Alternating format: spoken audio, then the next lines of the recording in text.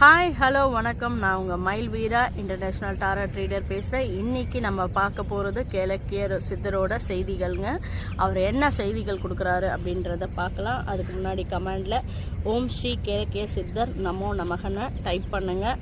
இதை பார்க்குற நபர் கும்பராசி, இல்லைனா கன்னி ராசி, இல்லை மேஷம், சிம்மம், தனுசு இருப்பீங்க. இன்றைக்கி சித்தர் உங்களுக்கு என்ன செய்திகள் அப்படி கொடுக்குறாரு அப்படின்றத பார்க்கலாம். என்ன செய்திகள்னா, உங்களுக்கு ஒரு சுப்பீரியர் பவர், ஹை பவர் கொடுக்க போகிறாங்க. மற்றவங்க முன்னாடி நீங்கள் ஒரு இன்டெலெக்சுவல் பர்சனாக தெரிய போகிறீங்க. அதுவும் இல்லாமல் இத்தனை நாள் முன்னாடி உங்கள் பின்னாடி யார் எப்படின்றத தெரியாமல் இருந்திருப்பீங்க. இனி தெரிய போகிற நேரம் வருது. இதுக்கு முன்னாடி சிலதுக்கு விடைகள் தெரியாமல் இருந்திருக்கலாம், அதுக்கு விடைகள் தெரிய போகுது. உங்களுடைய இன்ட்யூஷனை பயன்படுத்துங்க அப்படின்றத சித்தர் சொல்கிறாரு. மெடிடேஷன் பண்ணுங்கள். மெடிடேஷன் பண்ணும்போது சித்தர் கனெக்ட் ஆகி உங்களுக்கான விடைகளை கொடுக்க போகிறாரு. ரொம்ப சேஃபாக இருங்க, அவேர்னஸாக இருங்க, கான்ஷியஸாக கவனிங்க அப்படின்றதையும் சித்தர் உங்களுக்கு கொடுக்குறாரு. நீங்கள் ரொம்ப அதிர்ஷ்டசாலிங்க.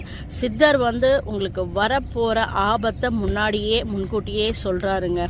ஸோ ரொம்ப சேஃபாக நீங்கள் இருக்கணும். முடிஞ்சால் கேளக்கிய சித்தர் கோயிலுக்கு ஒரு முறை போயிட்டு வாங்க. இதுக்கு முன்னாடி சில விஷயங்கள் உங்கள் வாழ்க்கையில இப்படியெல்லாம் நடந்திருக்கலாம். இனி உங்களுக்கு நல்ல வாய்ப்புகள் தான் வரப்போகுது, அதிர்ஷ்டங்களும் வரப்போகுது. யாராவது ஒருத்தவங்க வேலைக்கு தேடி இருந்தீங்கன்னா வேலை கிடைக்க போகுது, இல்லை கிடைச்சிருக்கும் அப்படின்றதையும் சித்தர் சொல்கிறாரு. ஒரு முறை சித்தர் கோயிலுக்கு போய் தரிசனம் பண்ணுங்கள். உங்கள் கூடவே தான் அவர் இருக்கிறதுனால தான் இந்த செய்திகள் உங்கள் கண்ணுக்கு தெரிய வருது. சரிங்களா? இதுதாங்க இன்னைக்கு எனக்கு சித்தர் கொடுத்த வாக்கு. இந்த வாக்கை தெரியப்படுத்தணும் அப்படின்றத சொல்லியிருக்காரு. யாருக்கெல்லாம் ரெசனேட் ஆகுதோ எடுத்துக்கோங்க. ரெசனேட் ஆகாதவங்க மற்றவங்களுக்கு அதை விட்டுடுங்க. நன்றி, வணக்கங்க.